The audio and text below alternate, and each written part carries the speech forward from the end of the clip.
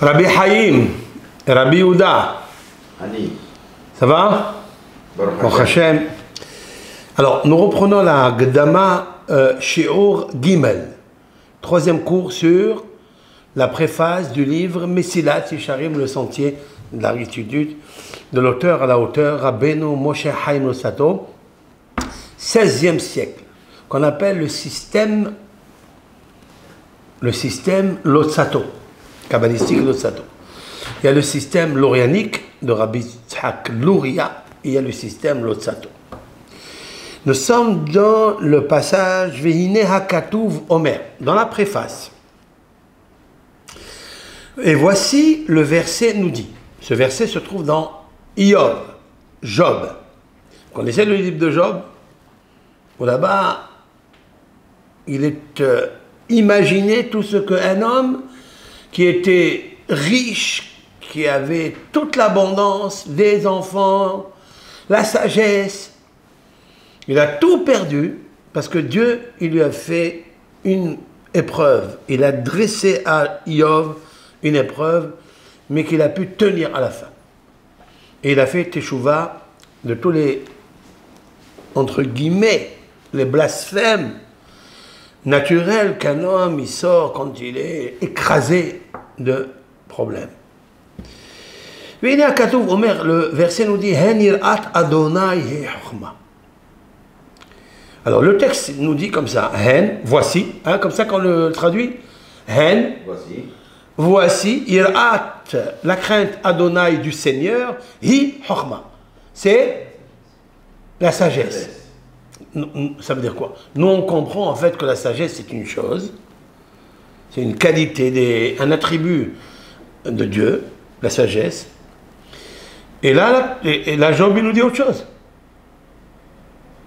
Que la sagesse n'est pas la sagesse, c'est-à-dire la philosophie des scientifiques pour rechercher combien d'années-lumière il y a entre Jupiter et Vénus, ou Saturne, ou Mars.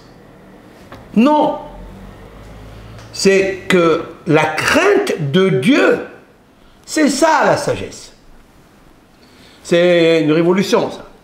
C'est pas tout le monde qui est d'accord avec lui. Mais Job, c'est un livre très ancien. Qu'est-ce qu'a écrit Job? Le livre de Job. Qui a écrit le livre de Job? Vous allez me dire Job. Non. Celui qui a écrit le livre de Job, c'est Moshe Rabbeinu. Moshe Rabbeinu a écrit 2 livres. La Torah, le Pentateuch, et il a écrit aussi le livre de Job. C'est une Gemara, un traité talmudique dans Baba Batra. Ça veut dire quoi? Il a imaginé ce qu'un homme peut souffrir dans ce monde et quand même garder la crainte de Dieu. Alors, c'est la sagesse. Nous allons arriver à ça. Donc, maintenant, c'est vrai que c'est ce qui apparaît dans le texte. Voici la crainte du Seigneur, c'est la sagesse. Mais amour raboté, nous y croyons, il y a ici un mot qui en fait n'est pas à sa place. Et nos hachamim dans le traité Shabbat 31b expliquent hen et hat. C'est pas la traduction normale. Traduction normale, hen, voici. Ah, il n'a pas voulu dire ça. Elles sont.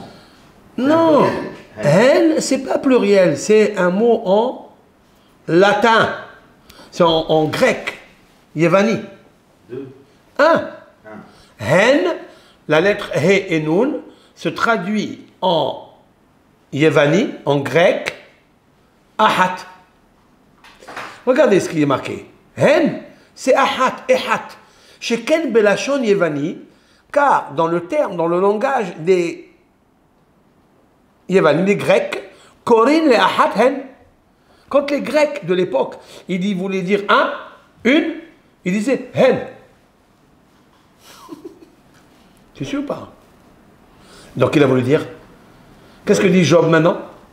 Hen, une seule s'appelle la sagesse. Une, c'est quoi? Ir'at Adonai. Hare she'ayir'ah hi chokhma. Voici que la crainte c'est la sagesse. Vehi levada chokhma. Elle elle, uniquement la sagesse. Waouh. Maintenant, le Ramchal dit que bien sûr, certainement, on ne peut pas appeler la sagesse, mais c'est un bouayoun. Tout ce qui s'appelle sagesse, ça veut dire qu'il y a un approfondissement. C'est vrai? Ha-emeti. Mais la vérité, qu'il y a Yun Gadol, il faut une grande profondeur, recherche, par ton esprit, par ta conscience. Sarich al-kol ad-devarim ha'ele, sur toutes ces choses-là, il faut les connaître, la da'at otam be'emet, de les connaître en vérité. Velo al-sad ad-dimion ve'as-sebara kozevet. Ça veut dire que ça ne marche pas avec l'imagination, bien la logique. Hein? Oui. Tu peux être très déçu si tu essayes de comprendre la sagesse et la crainte de Dieu seulement par une philosophie très légère. Première couche de pensée, c'est imaginaire tout ça. Il faut approfondir. Pour l'acquérir déjà. À plus forte raison, d'avoir une acquisition, une possession de cela. Posséder la crainte de Dieu. Il faut travailler beaucoup. Il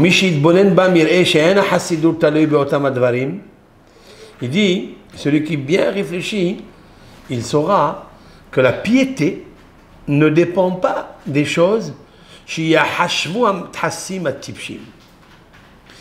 que les pieux imbéciles, ils les traitent. Il y a des pieux, il y a des gens qui pensent qu'ils sont pieux, mais en fait c'est des personnes imbéciles. D'accord? À quel moment on peut les appeler les pieux, les vrais, et la bishlemut amitit? Seulement s'ils ont une perfection dans la vérité de la sagesse. Alors quelle est la vraie sagesse? La grande sagesse, c'est celle que Moshe Rabbeinu nous a enseignée. Et voici Israël maintenant. Ça veut dire que tu dois te poser la question maintenant, au présent. Qu'est-ce que Dieu te demande?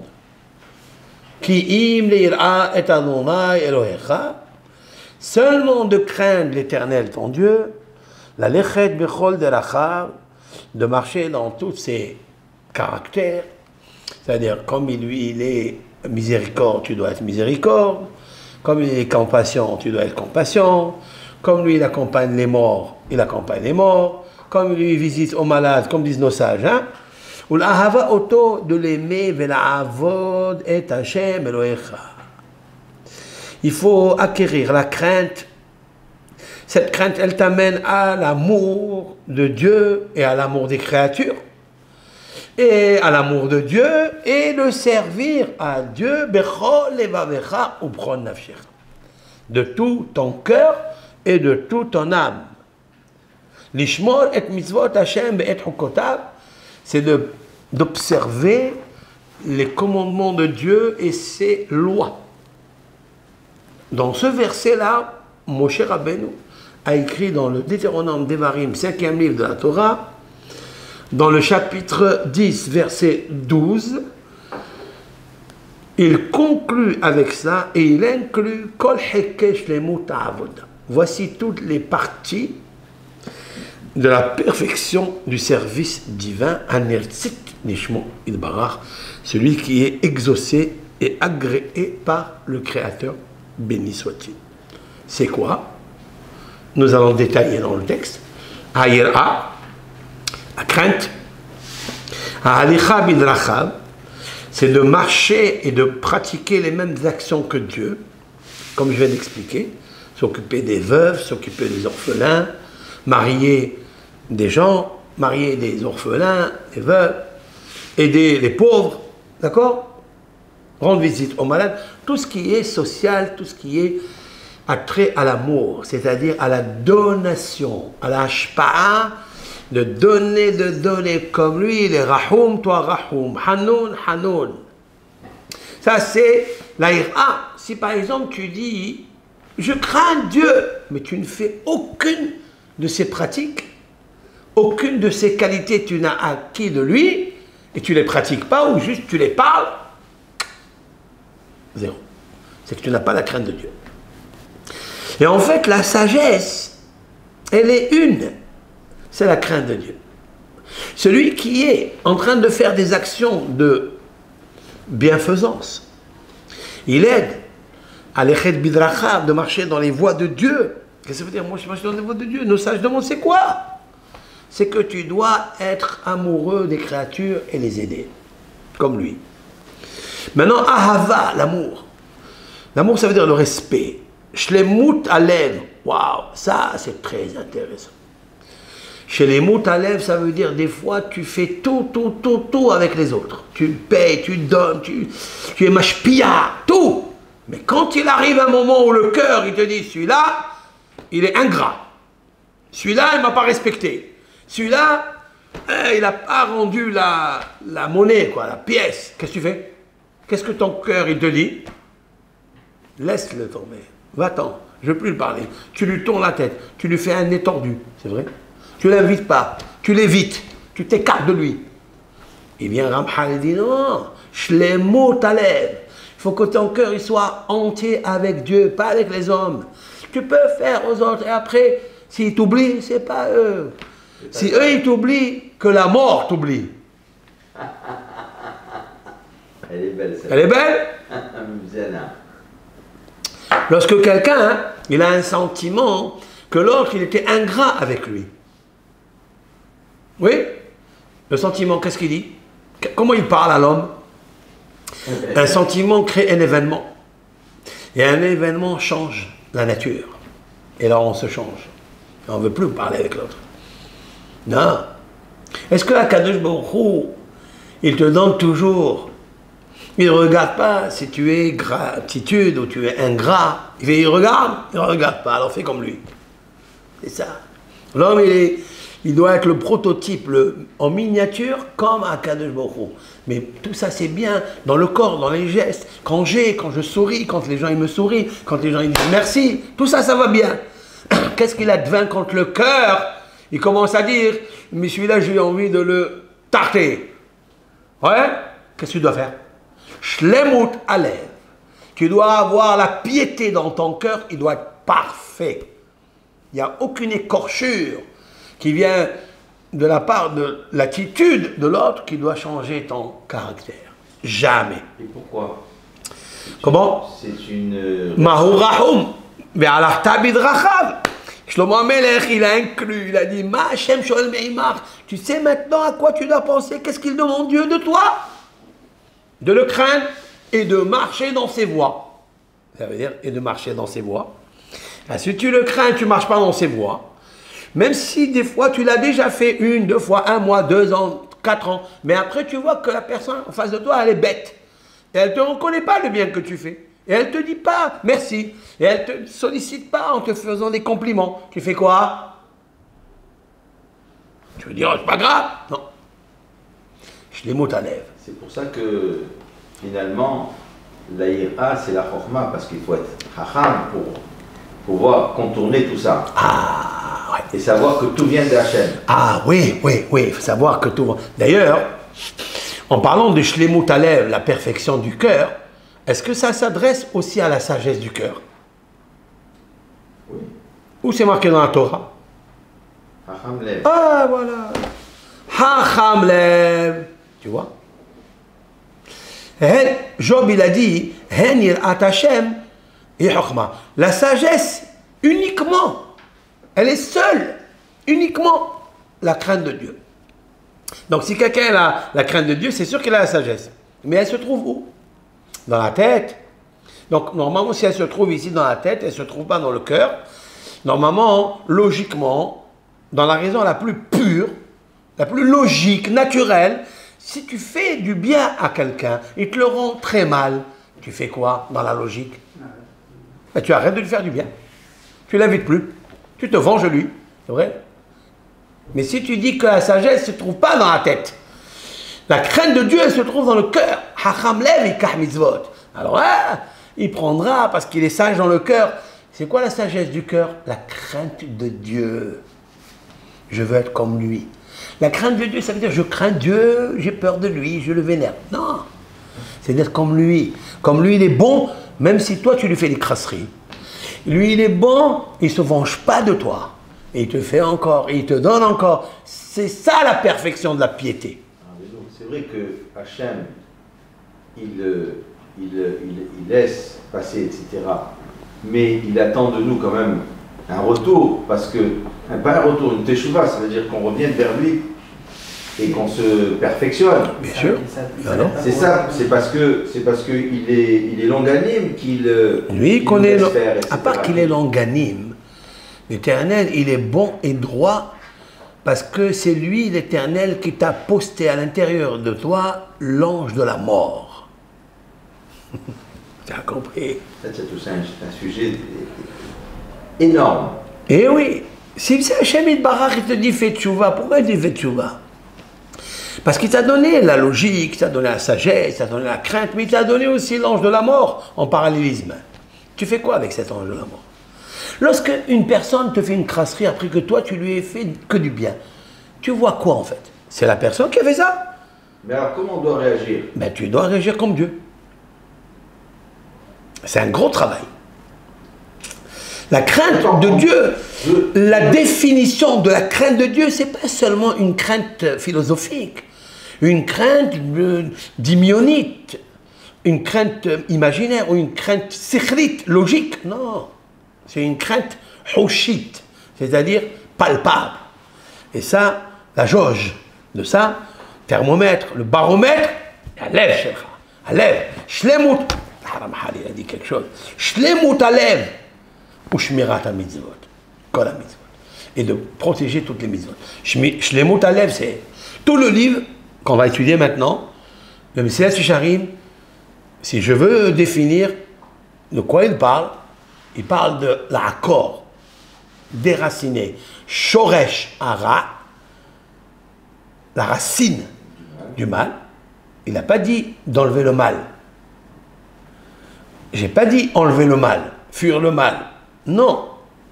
Comme le roi David a dit dans les psaumes. Sour mera. Ça veut dire écarte-toi du mal. Ça suffit pas ça. Parce que tu t'écartes et tu vas aller à un autre endroit. Il te suit ou pas? Oui. Et pourquoi il te suit? Parce que tu n'as pas enlevé la racine. Parce que la racine, elle est là encore. Shoresh. Shoresh, c'est la racine. D'ailleurs, il débutera avec ça. Hein. Yesod ha-Hasidut ve Shoresh. Avoda. On va étudier ça. Bon. Maintenant, tu avais une question, une autre question? Donc, là où tu iras, j'irai. Non, je veux pas. Comme la Gemara, j'emploierai un terme du Talmud. Oui.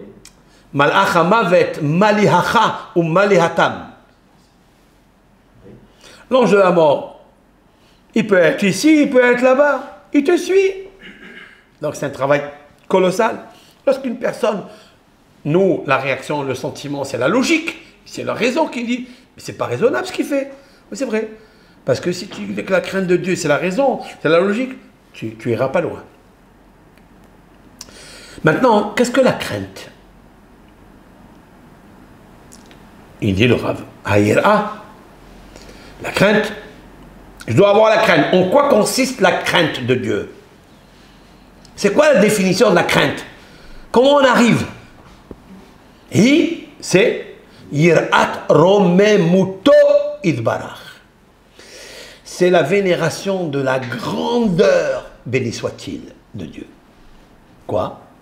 Sheira milefanav, qu'il ait une crainte devant lui, là où tu es, dans ta chambre, dans les fonds des oubliettes, dans des cachettes, tu dois savoir qu'il te regarde, qu'il est là, et que tu dois le craindre. Kmo sheira milifne melech gadol venora, comme quelqu'un qui a la crainte, la vénération d'un roi puissant et redoutable. Tu as connu toi ça? Moi, j'ai pas connu ça. Pas connu ça. Qui a connu un roi redoutable? Il n'y a plus de roi dans ce monde. Dans notre génération et depuis longtemps, il n'y a plus de roi. La seule crainte qu'on a... Donc cette crainte qu'on veut arriver à Dieu, je ne pourrai jamais la connaître. Parce que, mais c'est triste, juste ce que je suis en train de dire là, que je ne veux pas me bluffer, je ne veux pas me moquer de moi. Parce que le Rav, il dit que la crainte de Dieu, c'est la grandeur de Dieu, comme si tu avais peur d'un grand roi. Mais le roi, tu ne le connais pas, ce grand roi. Même pas un ministre. Qui a peur du ministre? Qui a peur du chef de l'État? Personne. Même on se moque de lui. Il n'y a plus de crainte.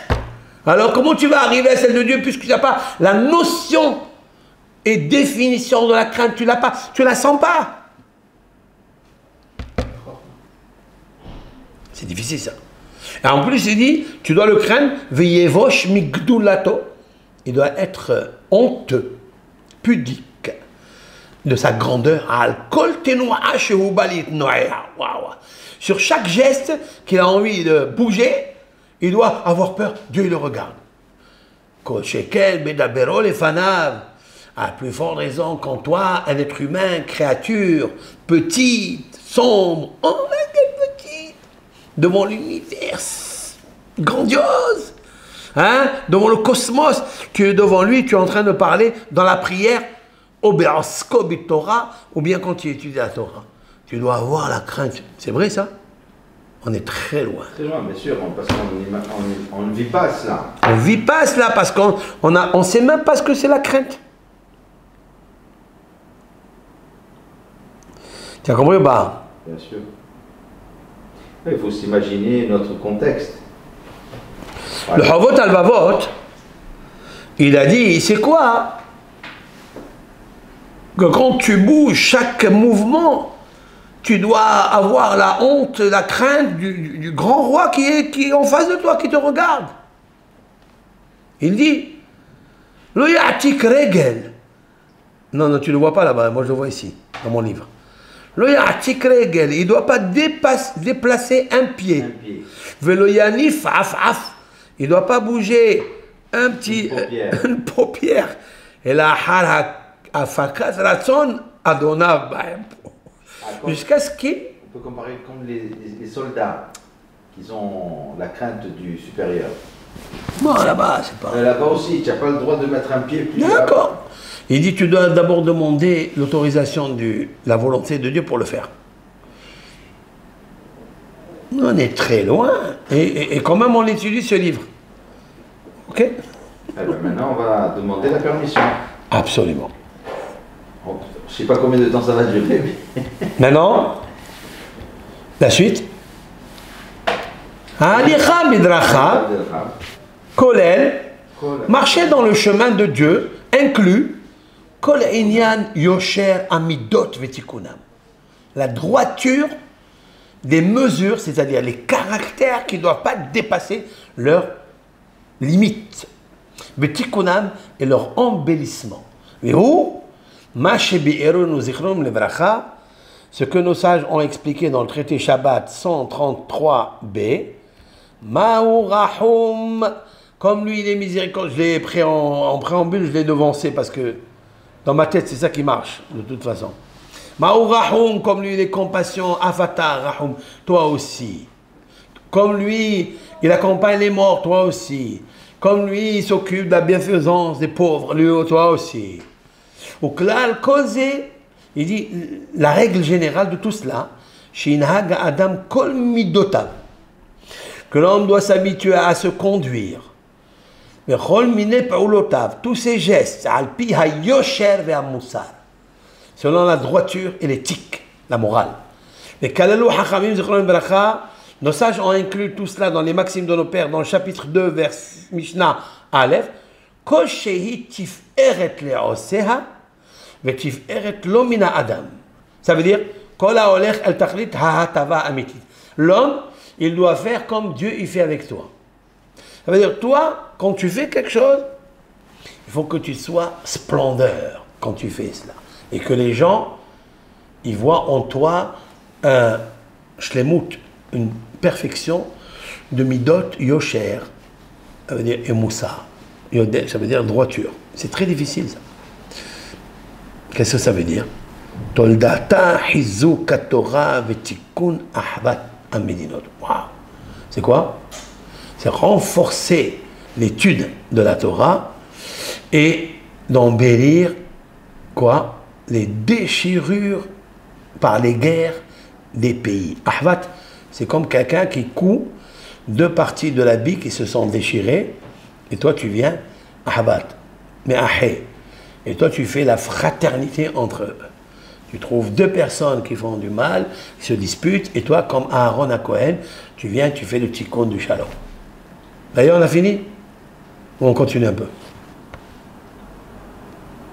On continue un petit peu. Ha'ava, l'amour, Sheyeh nikba belev Adam, que soit fixé dans le cœur de l'homme, Ahava elav yitbarach, l'amour à l'égard de lui, béni soit-il, Dieu, regardez ça, regardez cette beauté, jusqu'à ce que son âme se réveille, de faire et de rendre satisfaction devant Dieu. C'est possible ça? Assez profond. Tous nos gestes, tous nos mouvements, toutes nos actions, elles sont pour faire quelque chose. Qui est satisfait de tout? C'est toi. Tu te fais une satisfaction à toi. C'est bien quand je suis un donateur, oui. Je suis content. Il lui dit non, il faut que ton âme, elle pense à se réveiller pour faire plaisir à Hachem. Lui faire plaisir et satisfaction à Hachem. Kmo, de la même façon, chez les beaux horaires, le cœur d'un fils ou d'une fille, il se réveille pour faire plaisir à son père et à sa mère. Ça existe encore ça, chez nous? Un petit peu. Un petit peu. C'est un soupçon de réveil. L'ombre d'un soupçon. L'ombre. Il dit, papa, maman ont besoin de moi. Mon âme se réveille pour leur dire, papa, qu'est-ce que tu as besoin? Il leur fait satisfaction. Devant Akadosh Baruch Hu, ça c'est grandiose. Fais-le aussi pour Akadosh Baruch Hu. Vismah simha rabba. Waouh, mais cet Isharim ici, il est puissant. Hein? Il doit avoir un contentement, une joie grandiose.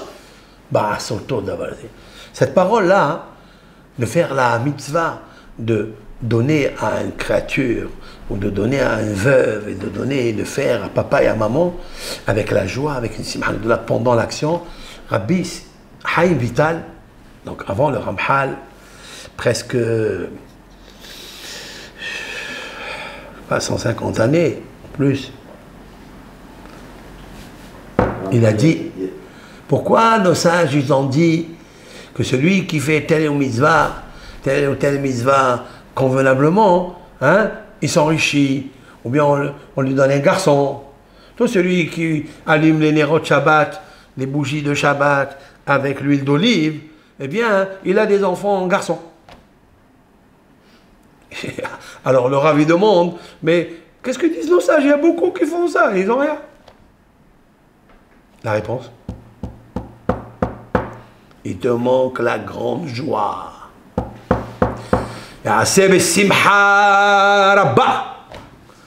Grande joie pendant l'action.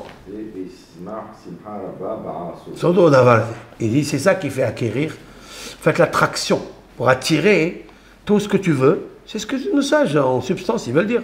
Que quand tu veux attirer quelque chose, il faut que tu aies un cœur plein de joie. Ça ne suffit pas de faire une mitzvah, ça ne suffit pas de faire une bonne action. L'action, avec joie. L'action, c'est bien, mais l'action est un corps, un acte corporel, un acte sec. Il faut entrer l'âme dans cette action. L'âme dans cette action, c'est la kavana, c'est la ferveur. Et la ferveur, elle t'amène une joie quand tu comprends ce que tu fais. Evantel? Bien sûr. Maintenant, on termine. Shlemut Alev, c'est quoi la perfection du cœur? Que le service que tu fais devant lui, toutes les bonnes actions, betohar akavana, avec la pureté de la ferveur. Waouh! Tu as compris? Tu peux faire avec simha, mais tu peux penser aussi pour toi. Mais si tu fais kavanat, mais Torah, ça veut dire j'ai un esprit pur, un cœur joyeux, mais un esprit pur, les tachlit avodato, qui te sert que pour le but du service divin. Seulement lui, velo le shum peliya aheret. Oui, et pas pour un autre objectif, notre intérêt, intéressé. D'accord? Et d'ailleurs, Venichlal basé chez Yishalem ba'avodato. Et après, une fois que tu fais cela, il est inclus dans ton service, vélo que possède al shte as-seifin. Comme celui qui marche sur 2 mariages. Hein? Il veut être aux 2 mariages en même temps, il n'arrivera ni à l'un ni à l'autre. Ok, c'est mitzvot anashim belumada, ou bien comme quelqu'un qui fait des actions, des commandements comme les hommes robotiques, système machinal. Et là, alors c'est quoi la définition véritablement? C'est quoi Torah Nefesh et Akavana, la pureté de la ferveur, c'est quoi? Que tout son cœur, il est concentré à cela. On arrête là. Et là, je terminerai avec ce que dit Maïmonide dans le Guide des égarés, Shomer, dans son livre Moreh Levuchim, le Guide des égarés. Il a dit, pourquoi l'Éternel, il a aimé tant Abraham, Yitzhak, Yaakov, Moshe, tous les grands maîtres, pourquoi il les a tant aimés? Non. Parce qu'ils ne discutaient pas dans toutes les situations où il les a mis en épreuve, ils n'ont jamais rouspété. C'est pas ça qu'il dit Maïmonide. Ça aussi c'est vrai. Mais si je te demande, et pour ça, et pourquoi ils n'ont pas fait, ils n'ont pas rouspété? Il dit Maïmonide ce que vient de dire Rabbi Moshe Chaim Luzzatto. Ils ont fait avec joie. Non. Parce que toute leur kavana, toute leur ferveur, elle était pure. Que le service était exclusivement réservé à Dieu. Et jamais ils n'ont pensé faire quelque chose pour eux. Maïmonide a tracé cela. Combien c'est difficile de faire les choses pour Dieu, que pour Dieu. Très difficile. C'est pour ça qu'on a besoin de ce livre. Alors pour faire les choses pour Dieu, il faut le cœur. Il faut la perfection du cœur. Pour arriver à la perfection du cœur, il faut déraciner le mal. Sinon, tu as des herbes sauvages et qui poussent. Il faut les couper. Et ça revient, et ça revient, ça remonte, et ça revient. Et donc ta pensée, elle est trouble. Elle est en même temps pour Hachem, en même temps pour moi. Je danse dans le mariage de Dieu, le service de Dieu, et en même temps je danse dans le mariage à moi. L'homme doit s'habituer à Kadosh Baruch Hu, à ses drachim, à ses voies. Et bien, Hachem Yitbarach, petit à petit, l'oiseau fait son nid, et il arrivera un jour. Shalom uvracha. Bracha ve'atzlacha.